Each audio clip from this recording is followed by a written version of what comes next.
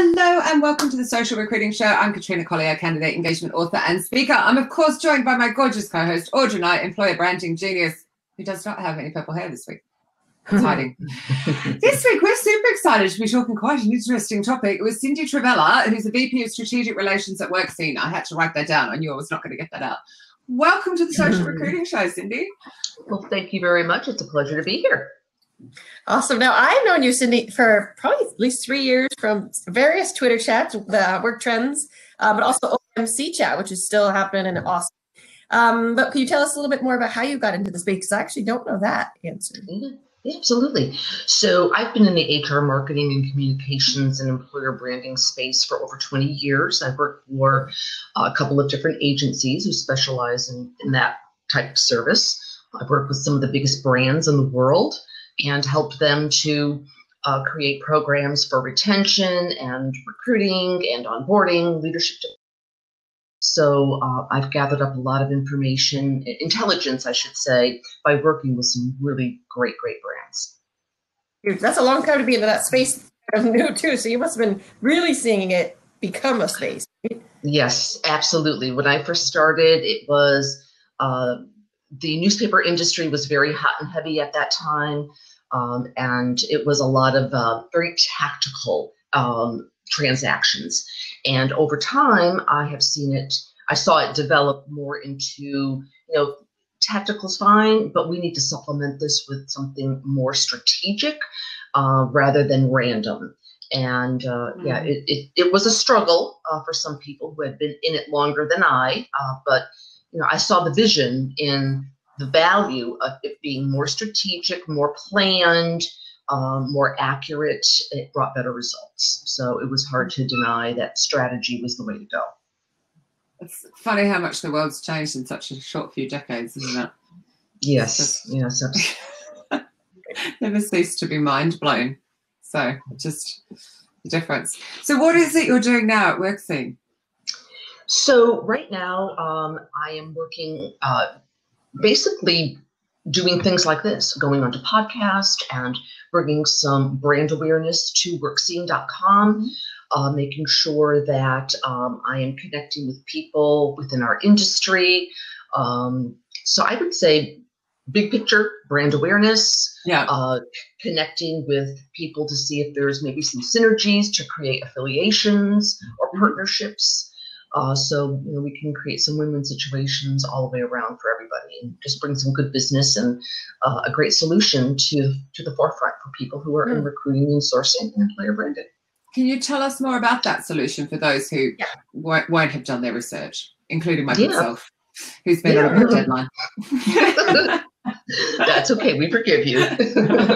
Yeah, this week's been hell. Just forget this week, right? Spoon feed me just for this show. So what we're doing is right now we are offering a free pro membership to anyone who is interested. It's for 12 months. It gives people a chance to go kick the tires, and I'll give the URL and the guest code and all that stuff at the end of the program. But we're looking for people to bring on to test the product, basically, to really put it to the test, use it to its fullest capacity. Yeah. People will have the opportunity to upload video, which is very, very important content right now. Video since we're here, we know this. Pictures, announcements, press releases, stream your jobs. So build a talent community. So this platform is going to allow people to do numerous things. I see it can also be used for specialty recruiting, like campus recruiting or veterans recruiting. Take that initiative and place it on a platform like WorkScene, and you can really go places with it. We're developing a mobile app which will be ready. We're thinking early Q3 this year, and that's going to be a game changer, not only for employers, but for job seekers as well. So you get an icon, you put this social icon alongside all of your other social icons and put it in your signature, wherever wherever job seekers are hanging out. And that is how you're going to organically grow your following and your talent communities on WorkScene. In addition, we're doing quite a bit of... It's like a social media, is it? It is. It is a social network. We are not promoting this as an HR technology. It is a social media platform. And it came to be as the brainchild of our founder, Michael Webb, who is a recruiter. Yeah. And Michael struggled with recruiting through social media. And because of that struggle, because of that pain, he's the one that came up with this beautiful platform. And, you know, his experience in recruiting really helped to shape it because he lives in this world. He's still a recruiter. So, you know, who better to know than somebody who's actually in the weeds. So how does it, sorry, go Audra. I think we're going to ask probably the same question, but how is it different, like a Twitter or better than a different kind of social media? Yeah, so we feel that it's better for recruiting, sourcing, and career branding because it takes the chaos and the complexity out of the picture. When you go onto Facebook, it has a very sensitive and complex algorithm. And if you're not knowledgeable and skilled at recruiting on Facebook, it's very, very difficult. Twitter is 90% proto bots. So you're dealing with, you know, very quick snippets of information, you know, mixed in with all of that. LinkedIn, many people, including myself, feel that it's not a social media. We look at it more as a repository for people's digital profiles. That's my opinion along with some other people, but everybody has their own opinion on that. I'm not going to, you know, knock it. It's a great platform. I love it. I've been on it for a very, very long time. Depends who you are and how you use it. Absolutely. So I think the average non-recruiter, non-marketer, non-entrepreneur probably does just go on and dump their stuff and leave and never come back. You know, I'm quite active on there, but obviously that's my clientele, isn't it? They're quite active on there. So, but I think for outside, it is really just a platform, is that kind of thing. So Lee has a question. Is the platform primarily focused on serving generic corporate employers, or can niche independent recruiters use it too? Anyone can use it. That's the beauty of this platform. It's for any industry, any vertical, any sized company. It really is very flexible. You know, we want people to be creative in using it. Don't just use it exclusively for, you know, uploading videos. This is a social media platform. It's organic. You have to pay attention to it. You have to give it some love, just like you do your other social channels. The difference here is you're not sprinkling in employment announcements or HR related announcements into your product and service announcements or ads. This, you know, that clutter is taken out of the picture. This is strictly focused. It is for anyone who is just looking for a social media tool that's easy to use and not going to cause you to have to wonder, gee, did somebody see my stuff? Because, you know, we've got all these product announcements going out today. That's not part of the equation. So do you have your own like profile page that you build out? Yes, is there exactly. A feed or, Yes, you can feed in your jobs if you so wish. So for those companies that are small, for example, who don't have a career site, this can serve as their career site, because everything's there.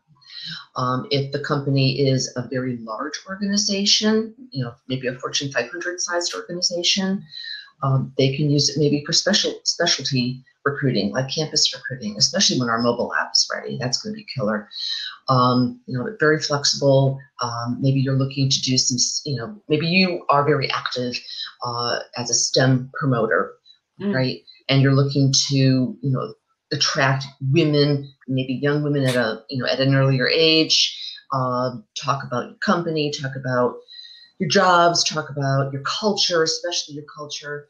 And that's another option for it. I mean, really, it can be for anything that you need. I was talking to an organization this week, an insurance organization that has a very difficult time finding actuaries. So, you know, I talked to her about using this platform, you know, build it out, you know, brand it as something that would be attractive for actuaries. So, and they're giving that some very, very serious thought rather than just doing their all general type of recruiting on it. So is it for your own company, your little social network? It's not a general, it's not like every man and his dog can join it. It's your own individuals. Yes, it's your own individual profile, your own, you have a unique URL. So it is, totally branded, totally yours. Your talent community is yours. You don't share it with anybody else. Now I'm understanding.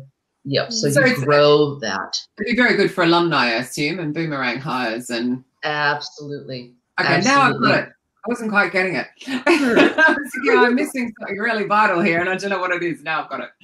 Yeah. I'm thinking, why would software developers want to go into a place that's just got jobs and stuff? But now I've got it. If it's the company's social media. It is. It is. Right. So it's very flexible. We're very proud of it. You know, we see it as a problem solver, and that's what people need. People need solutions to solve their problems. And you know, we earnestly believe that companies want to use social media for recruiting, sourcing, and employer branding, but the difficulties in using the traditional suspects have just been very difficult for people, and this just makes it very easy. And that's the whole thing. You know, we want it to be easy, fun, enjoyable. We want people to have a place to interact and grow their communities, and now they have it. Oh, very cool. I'm playing. Have a look. Yeah, please do. I agree that Facebook's getting so much harder. It's just 100% pay to play now, which it is affordable, and it's very affordable.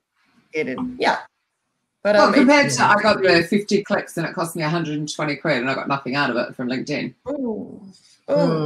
Yeah, sorry, that's like $150, isn't it? Yeah. So it was $3 a click, I suppose. It's just pointless. I got nothing out of it. Nobody booked a ticket. So you're kind of going, wow. So I actually think you do get better results on Facebook. But I mean, my thing with Facebook is none of us pay to use it. Whereas LinkedIn wants you to pay to use it and charge you all that money over there. They don't focus on their active user base. So I think that's... So I'm curious to drill into the whole piece about that you don't think social media recruitment works. So ignoring your platform for a second, I find that quite staggering, and I'm sure that quite several of the people listening will also find it because they use social media quite effectively to recruit. So I'm curious to know more about the thinking behind that. Yeah. So when you look at the traditional social media platforms, and for the sake of conversation, we'll include LinkedIn. It isn't just a matter of recruiting on these sites or sourcing or showcasing your company culture. It's a matter of marketing owns those sites, those social media handles, those social media platforms, and HR doesn't. So you're smattering in some HR announcements when they can be included. It is not exclusive to just finding talent. Social media as we know it right now, traditional social media as we know it right now, is really for product and service promotion. And it does a great job at that. We don't deny it. If you're a company and you're not promoting your products and services on a social media platform, you're conspicuously absent, no doubt.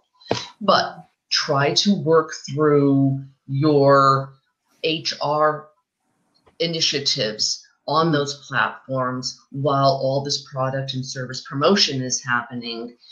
It's chaotic. It just is. So being able to streamline things and take that out of the mix and let marketing do its product and service promotions, because that's what they do, and they're in the right place to do it. We don't deny it. So creating a situation where you are in HR, you're in talent acquisition, you're in recruiting, you're in staffing, and you're trying to reach people, and you're trying to talk about the culture of your organization in such a way that doesn't bring in products and services. And in the world of marketing and advertising, does employer branding stand off by itself? No.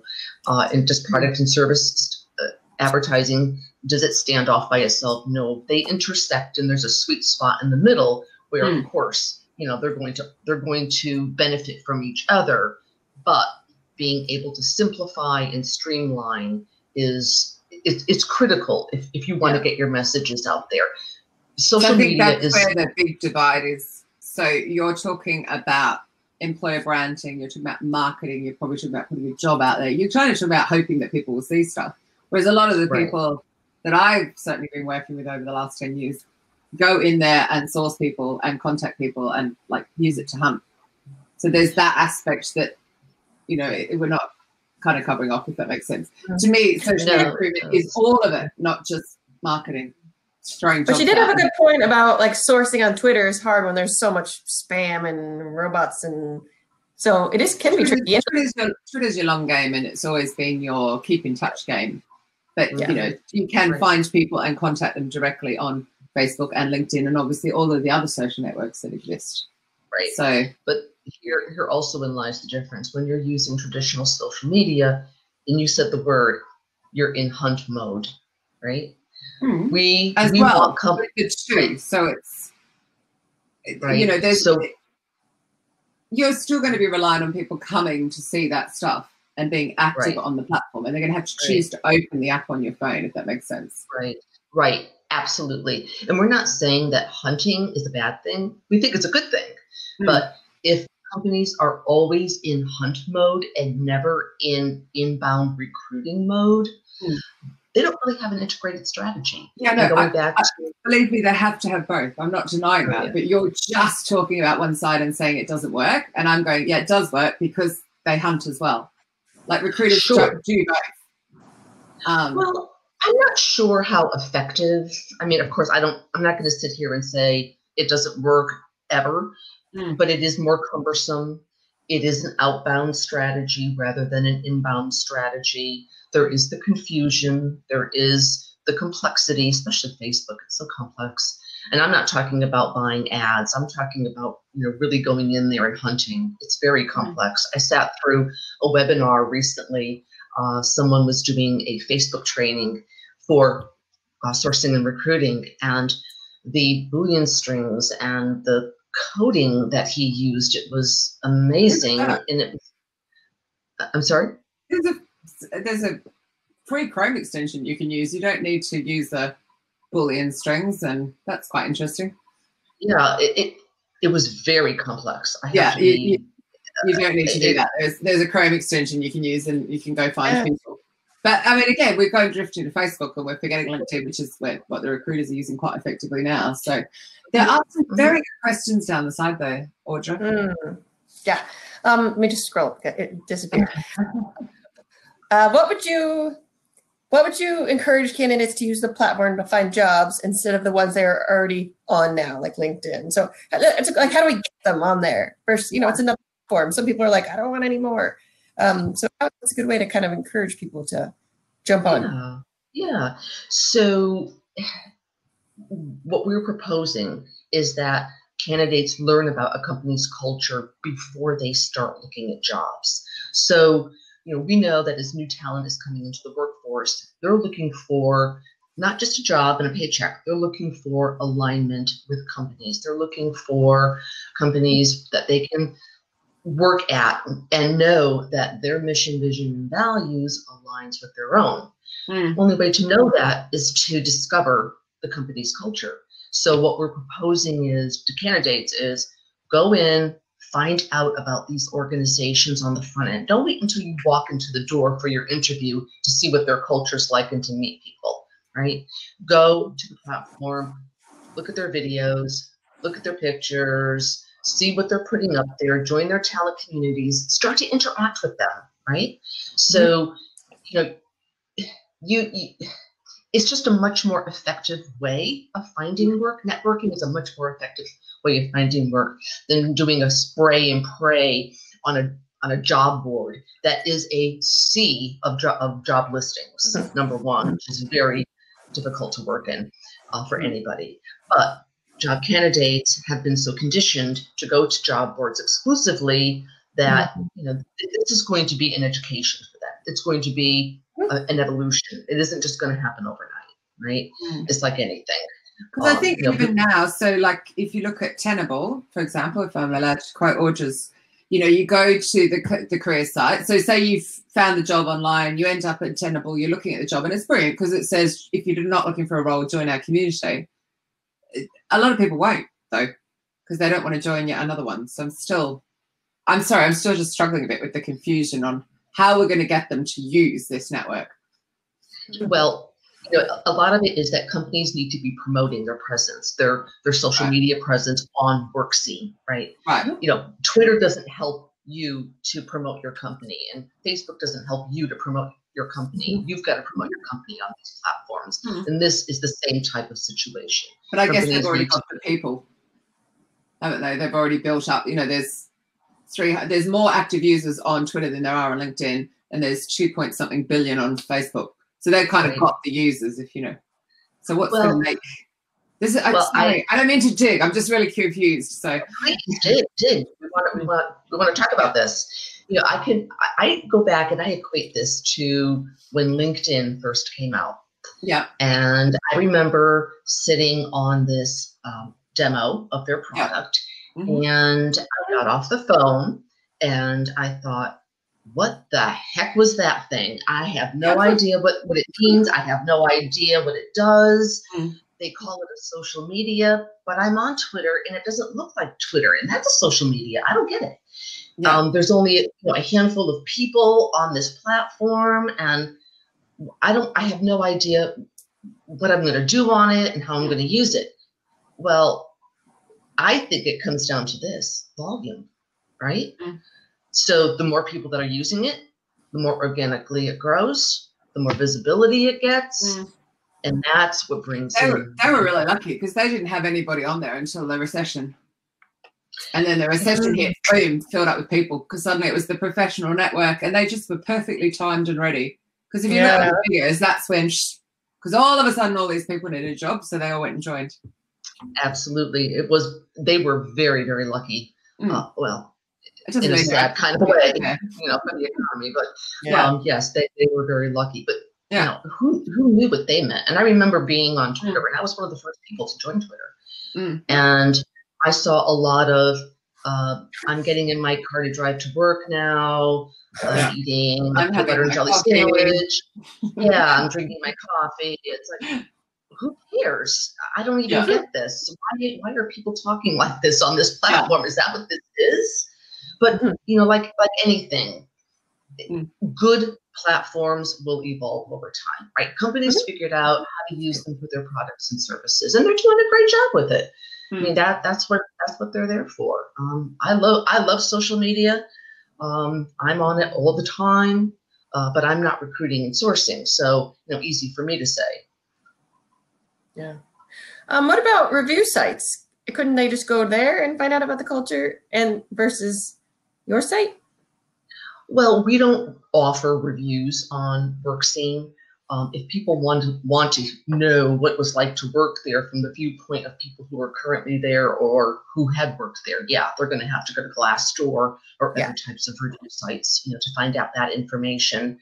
You know, it's a company story. They're telling their story. Exactly. And you know, and those review sites, they have their value. You can see go to both. Right. Exactly. You see a rosy picture, and then you see what's actually true. Well, you know, I've used review sites when I've been looking for work in the past, and I've learned one thing about them, and I'll just say this: I take a lot of it with a grain of salt. Right? If I start seeing a common thread, it's probably something and it's true. But if I see random, you know, rants about something or the A+ review that you can tell somebody within the company put up there because they were asked to, so I ignore those and I just look at the common thread. Part 4 for those that have been on the show the last however many weeks. Web Apps UK, part 4, I think I'm up to. So they had there was a girl in the UK, she went for interview and she was badly bullied, Cindy, in the interview. She went to Twitter, wrote it down, and she ended up on the BBC News. It ended up in Sky News. It's literally like press everywhere. So the reviews on Glassdoor are at something like 160 usefuls. Someone's gone written a review and said, look, I worked at that company at that time. I've seen her Twitter posting. I'm just telling you it's true. Everything she said is true. That's exactly what the company's like. And so they're screwed. I don't know how they're going to. Yeah, Olivia Bland. Yeah. Huh? Was it just an interview review? So it wasn't even an employer interview? So, yeah, no. So she didn't write a review. I went to Glassdoor to see what the reviews were like. And obviously everyone else has as well. But she was bullied, and you could tell the way the CEO had answered a review from 2016 that he was a bully. You could just tell. And it's like, wow. Yeah. Web applications UK. Oh, yeah, his wife, the HR manager. I know, it's ridiculous. But it's like, so sometimes they are incredibly powerful. I mean, some people won't believe it. They'll be like, oh, no, that's just a fake review. But I think there's enough there that you're like, that's got that thread, like you said. So, yeah. Anyway, part 4, because I've been talking about this over several shows. Be careful. Yes, be careful, especially today with social media. You know, transparency is right there alongside it, and people have to be very, very careful what they say and do, or suffer the repercussions. Exactly. Different world.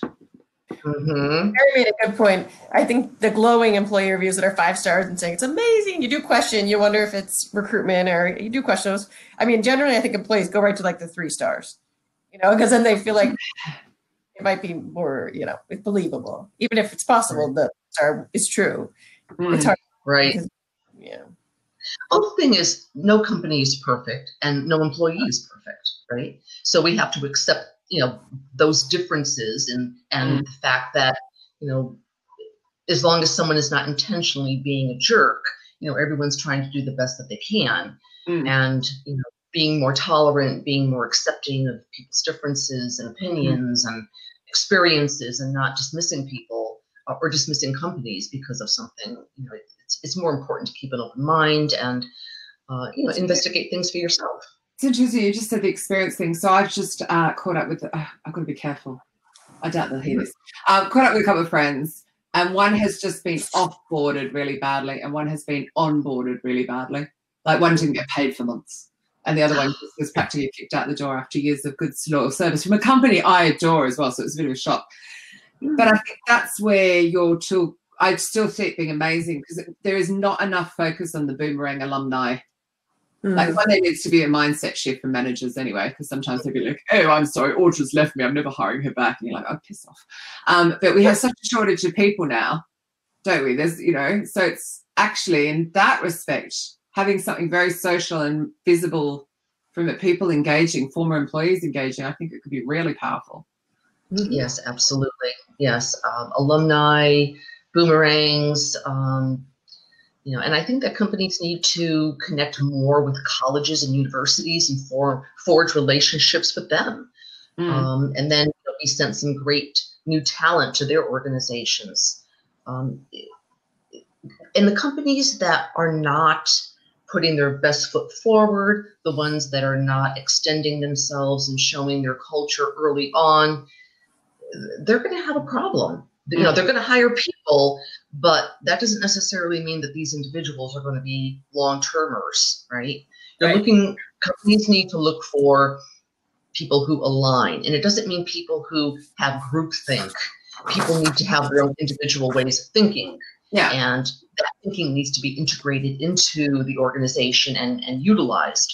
But at the fundamental level, people and companies need to be in alignment with their mission, vision, and values. Those are the people who are going to be the most productive, the most engaged, and they're going to be the longest term people there.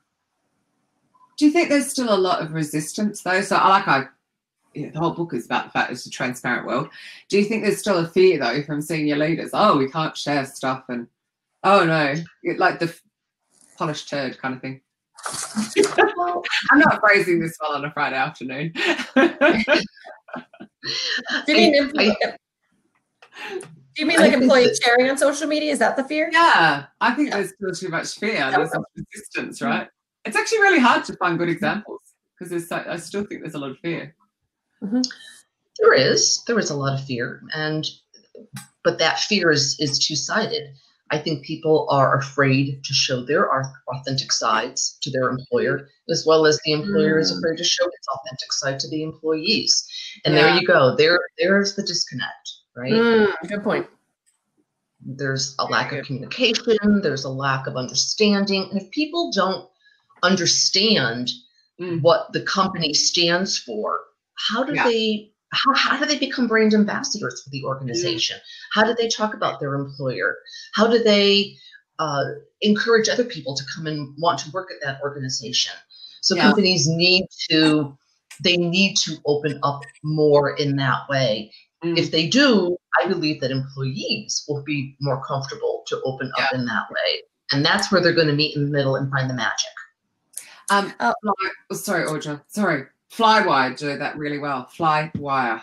Flywire. The CEO does videos and everything. Sorry, I've got cold feet. If everyone's wondering why I'm restless. But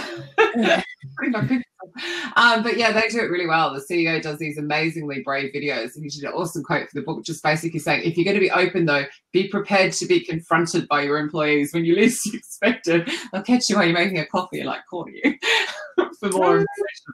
But yeah, they do it really well. And you were going to say something, Audra. Yeah, one thing that makes me very nervous is that the bigger companies, they have social media policy. You have to sign it, and it's 6 pages long. And if I have to do that, I'm not putting anything on my social media, because I know that now I could get in trouble. It's crazy, but so many companies have those. Yeah, because it comes down to this: one bad apple spoiled it for everybody. Yeah. Right? It's really unfortunate. And it's really unfortunate that companies don't utilize their employees more for social media promotions and brand ambassadorship. When employees are given the right information, they're going to be the best brand ambassadors for your organization, because they're in there, they're engaged. But we're allowed to use the phone and send email, and they can be just as damaging. And screenshot your obnoxious email and put it on Twitter. They certainly can. I think it's a matter of speed. That's what separates the phone and email from social media, masses, and the mail. I just think with the ability to screenshot too easily these days, isn't it? Uploaded. And react as well. So I got asked to do a video for a company. One will see it on Facebook and LinkedIn. And they cropped my video down to 9 seconds. And I was so insulted. So I put my entire video up and said, oh, I put this, but apparently they only wanted 9 seconds of it. So I shamed them because I'm so angry that they wasted my time like that. Sorry, Karen, I know. But it's it's that instant, So I don't know, but so even still, because that could have been all done on email and I could have still put that out online. I don't know. I suppose. So what are you saying, Audra? We need a one-page document. I don't think you need anything. You need to hire people you trust. and if someone puts something that's your logo that's wrong, you just have a nice chat and say, hey, this is our logo for next time. Use this, or have a talk with somebody they mess up. But it just scares people off to having that big policy. Sure it does. And as far as what you said about the logo, give people the right logos and tell them where they're used. Give them resources. Give them the resources, give them the tools, give them the training, give them the information. Yes. People aren't mind readers. If companies don't, relay this, people just don't know. And they may be doing things with the best of intentions, but it may be detrimental to the organization. How do they know? Sometimes people just don't know what they don't know. Yeah. Yeah, we have a content library where people can go, because also they're busy. Maybe they want to post stuff, but they're just busy. They don't know how to write a tweet or whatever. They can just go there. Mix it up. They can copy and paste. Make it easy. Make it easy. Make it easy for people. Exactly. Yeah. Use employees as extensions of your organization. I think it creates deeper engagement with them. It makes them feel like, gee, I'm having an impact on this organization. Yeah. And that's a great feeling to bestow on people. Let them feel like they're making an impact. Particularly if it is that social network theme where you can thank them and comment and appreciate, because we all love our dopamine hit, don't we? So absolutely. People should be appreciated, and they should be appreciated on, as often as possible, and on whatever platforms, have the largest reach. Companies, sometimes companies also don't want to outwardly thank or acknowledge employees because they're afraid that they're going to be scouted away.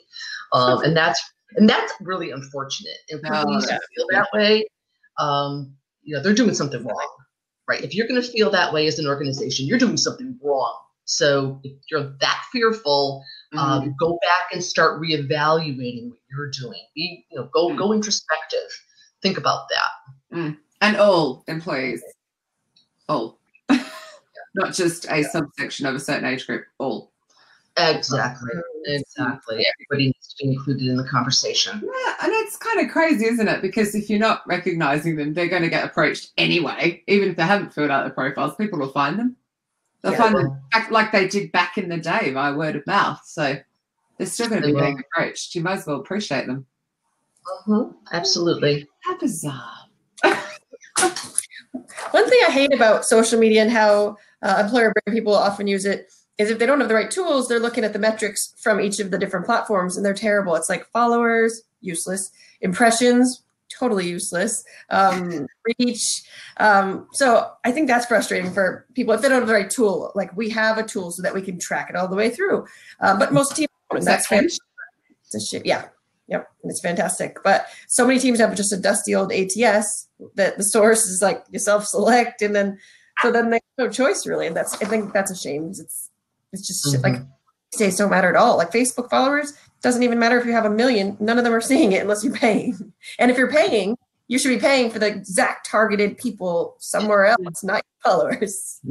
That's exactly it. And that's a good point too, Audra, because social media casts such a wide net that it's very difficult, again, for products and services, great. But if you're trying to reach people to hire, if you're looking to recruit people rather than consumers, it's very difficult on social media.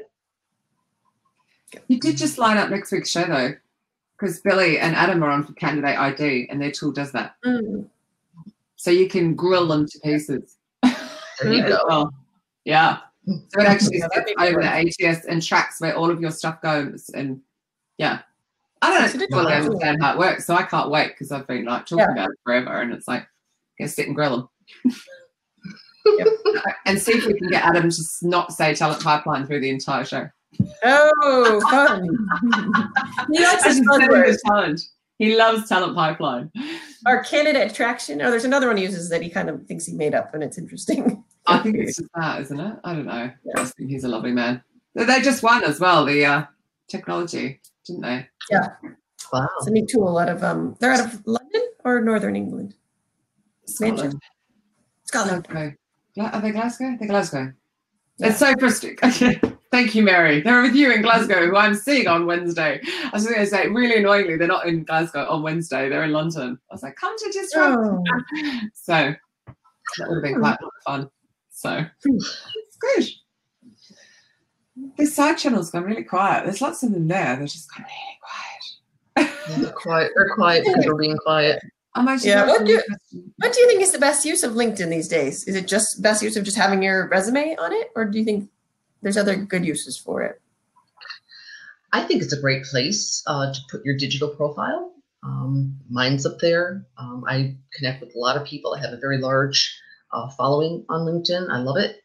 I love the interaction. I don't like being spammed. I don't like being connected with and then 3 seconds later getting a message saying, hey, I've got this product and I think it's perfect for you. And, I want you to use it and try it. And I love that. And most of the time, it's not even something that I could use. It's either not within my industry or it's not within my profession. It's like, did you even read my profile? Do you even know what I do?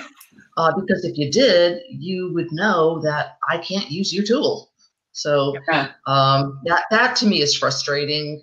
I don't mind finding out about new products and services. I think that's, coming from the agency world, part of my job was always, having my finger on the pulse of what was coming up technology-wise, because our job was to bring that to the attention of the clients. So I continue that. I love to learn about new technologies and products and services, and I think it's great.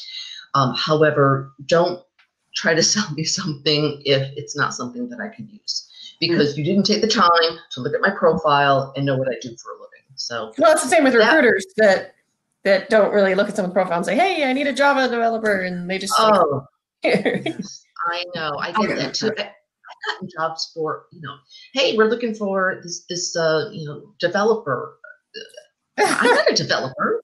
I don't work in IT. Whatever made you think I did? It's kind of tricky. Oh, it's the 2 keyword search in LinkedIn Recruiter mass mail. That's what it is. I don't even look. So, but I get it as well. And actually, I was having I was positively irked because somebody was saying, "Oh no, I send 10 unexplained invites a day," and this is from the marketing side because she'd done some sort of training that had suggested that was the way forward. And I'm like, but if you send me one and I don't understand what you do, and then I accept, and then the next second you hit me up with a sales message, I find that really frustrating. Because you could just say up front, like, this is what I'm about, and then I can choose to accept or not. I think it's manners. Wow, that comment really has gone off on the side channel, hasn't it? We've got Steve Levy thinks it's for picking up people, and I didn't even know Brian was here, and he's come up with some great stuff. Oh dear. I get very depressed. I do not get picked up on LinkedIn, so me neither. I'm kind of mad about that. I know. It's only the 20-year-olds. The blonde 20-year-olds with selfies down their chops. I'm changing my picture. Yeah. It isn't just 21-year-olds. I've had people question my marital status. Wow. It's weird. It's like, I'm giving you more cleavage. Hang on. No, there's no chance. Right. I don't think you need to men in your life. But I mean, I get probably the invites I ignore, you see. Because I ignore a lot. I ignore most. I ignore like 80% because I just don't know why they're connecting or. It's a massive, massive increase in fake profiles in the last few months. Mm-hmm. So all sorts of just bizarre. And you look at the profile and go, yeah. And then I just find it shocking how many people have connected. You just think, why? What's the value of not? So again, going back to your tool, it's like it's about the quality of the social network you put together. Mine is mostly HR and recruiters and probably tech from old when I did my tech recruitment years ago. But it's that it just makes no sense to have an enormous network of random people. So, well, no, I mean, not if you're in recruiting and sourcing, because certainly you can go back to your network and say, I'm looking for X, Y, and Z. And again, you can build your brand ambassadors in that way as well. Through your network, they can help you to find people to fill jobs. Hopefully. Yeah. Sorry, I got distracted by Steve Levy's comment. Is that actually true?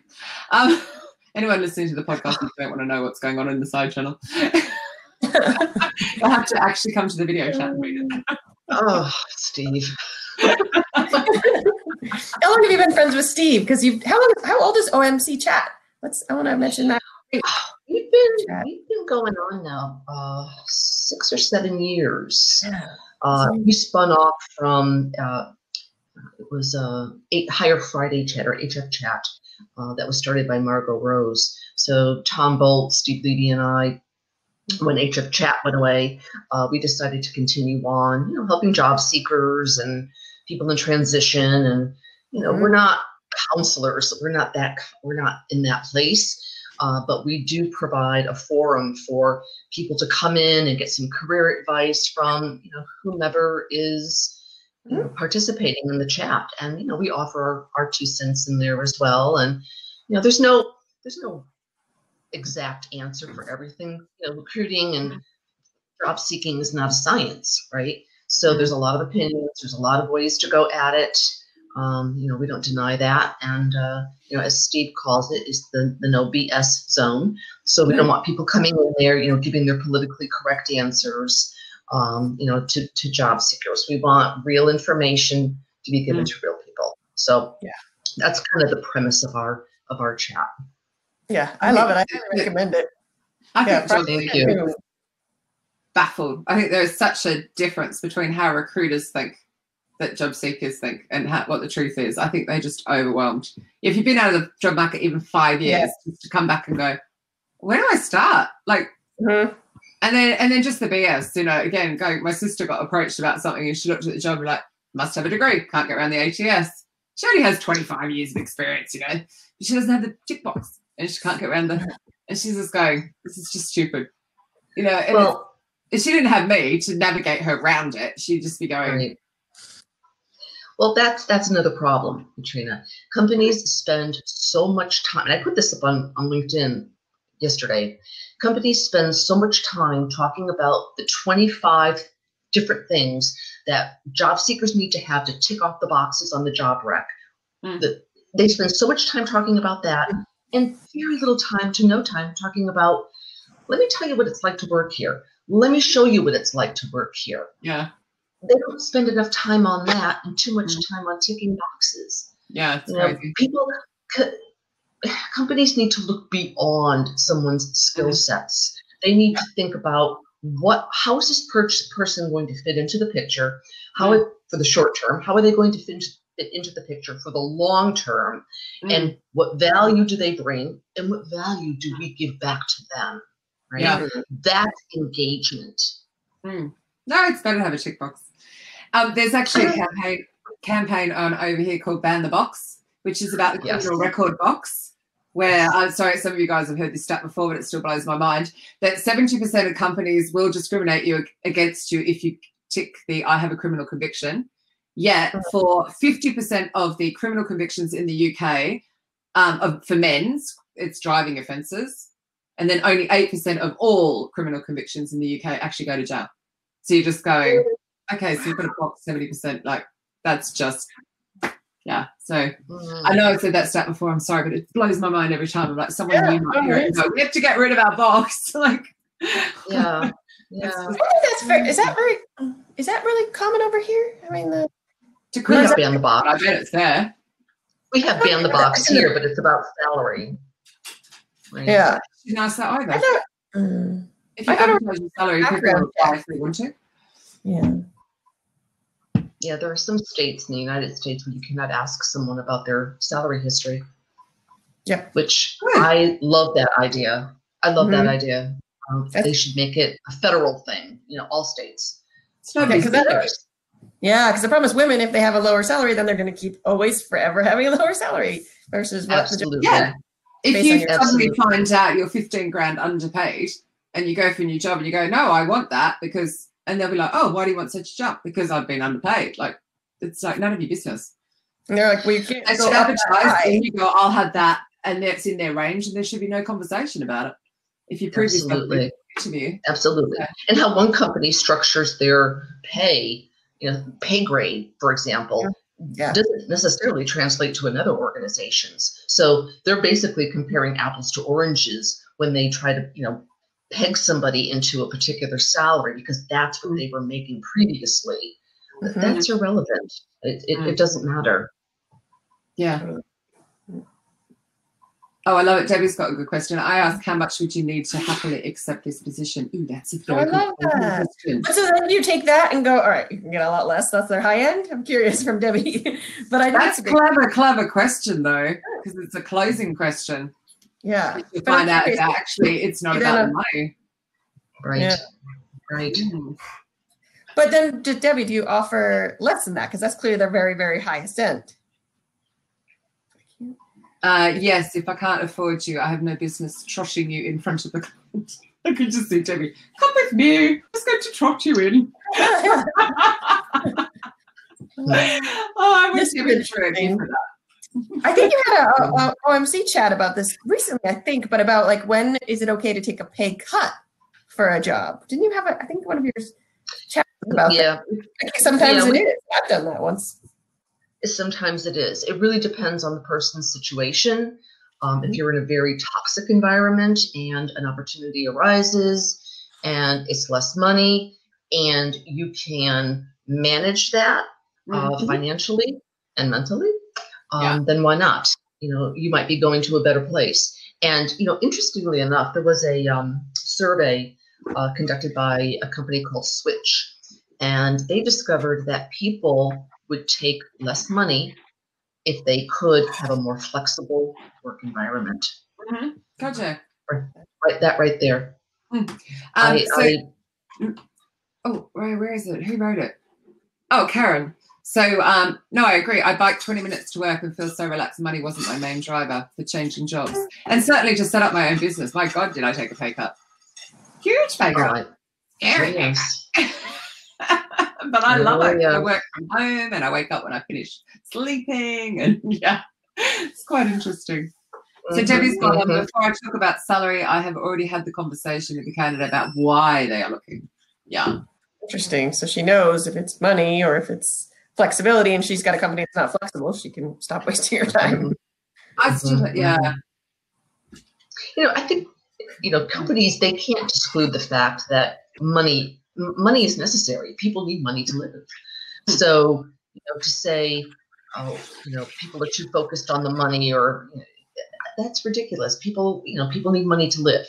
I don't think it's the main driver. And there's a lot of research out there that says people, again, and I mentioned it a few minutes ago, people are looking for alignment, right? They're not looking to work for a company where they're going to be miserable. Let's face it. People spend a lot of time at work. They're there hours and hours every day. They want to work with good people. They want to work in a good environment. They want a voice. And I don't care what generation you come from. People want the same things. They want respect. They want fair pay. They want a voice. They want to be heard. Those are the things that people want. I don't care how old you are.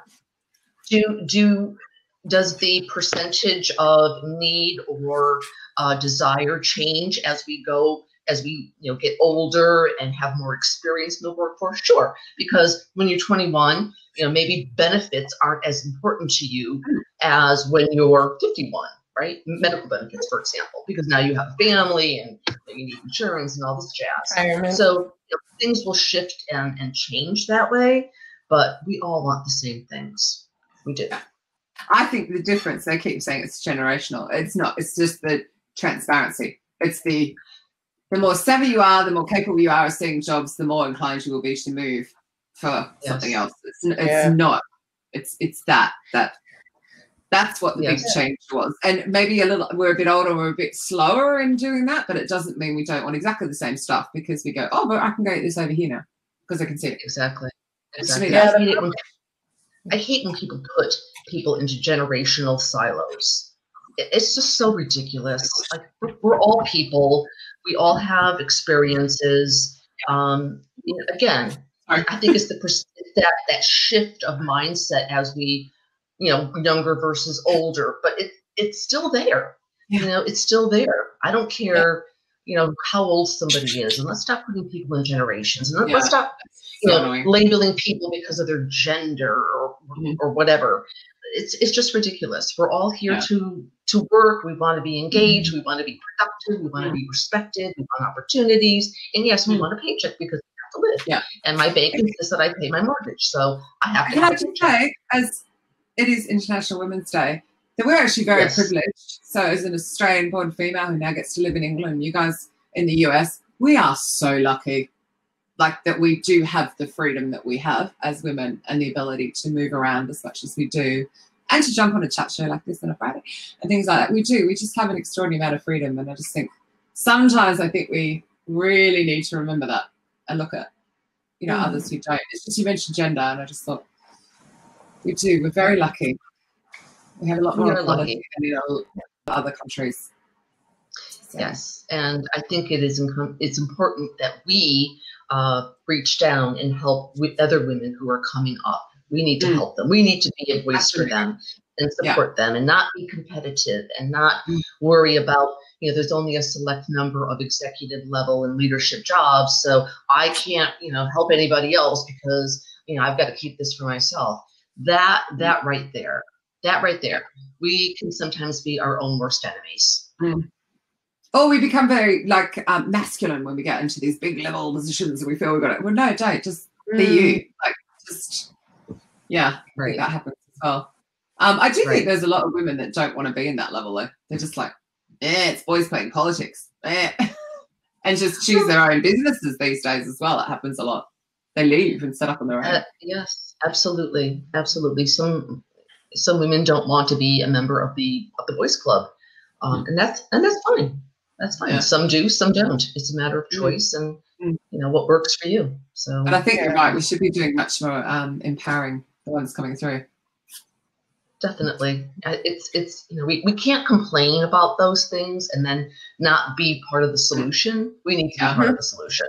Yeah, but it's great to see that how it is improving for sure. Like more and more companies are talking about diversity and thinking about it and looking at their staff, at themselves, and it's awesome to see it slowly, changing all diversity for sure. But women, in higher positions, it's definitely improving. It's slowly improving. I was just looking at some statistics about that recently. The needle has moved, Audra, you're right, but not that much. The reason that we think it is because companies that are promoting women and putting them into executive level positions, they make a big deal about it. They do a lot of publicity around it. And that's fine. That's okay. They're proud of what they're doing, and that's great. But those stories stand out in the public eye. So we take note of that. And I think it can exaggerate what's really happening. Yeah. But I also think it's that thing, like, as much as we can, it's always the women that hesitate coming on this show. It's always like the women that hesitate speaking at my Disrupt-H events. But the more we can encourage them and egg them and say, like, be seen, get on a podcast, get your voice out, like, start little steps everyone can see. And I've watched some, younger level, less experienced, just shoot because they've got the video, they've stood on the stage, they've, and we can do that. We can encourage people to do that. So, and you've got your platforms, we've got ours. So it's like little steps. So yeah, we're running out of time. That went quite fast. So Karen's written, we just had a lovely lunch for the women in our building. The most pessimistic, negative woman there was the oldest woman there. It was quite interesting. She just needed some wine, Karen. Wine. Or she needed something else, but I shouldn't say that. Well, let's make sure we have time to get to your website, Cindy, and that deal again. Yeah, absolutely. So for any company, any organization that is interested in testing out a new social media platform designed for recruiting, sourcing, employer branding, and showcasing your culture, just go to www.workscene. So it's WorkScene.com/charter. And you will receive a free 12-month hybrid. Is that right? You'll receive a. Let me see. That's it. That is it. Absolutely. Yeah. And just put in guest code, free, all in caps, 2019. The whole thing, free. All right. Free 2019, and free is all in caps. Yep, there it is. Good. Yep.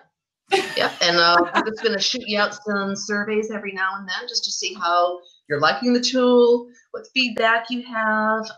Very appreciative of all that information. It's going to help us make the product better, and that's the goal. Make the product better, make it doable, make it work for people who are trying to bring on talent into their organization or helping companies to bring talent into their organizations. Yeah, it's suitable for staffing as well. Cool. And that's the story. There you go. Very suitable for staffing.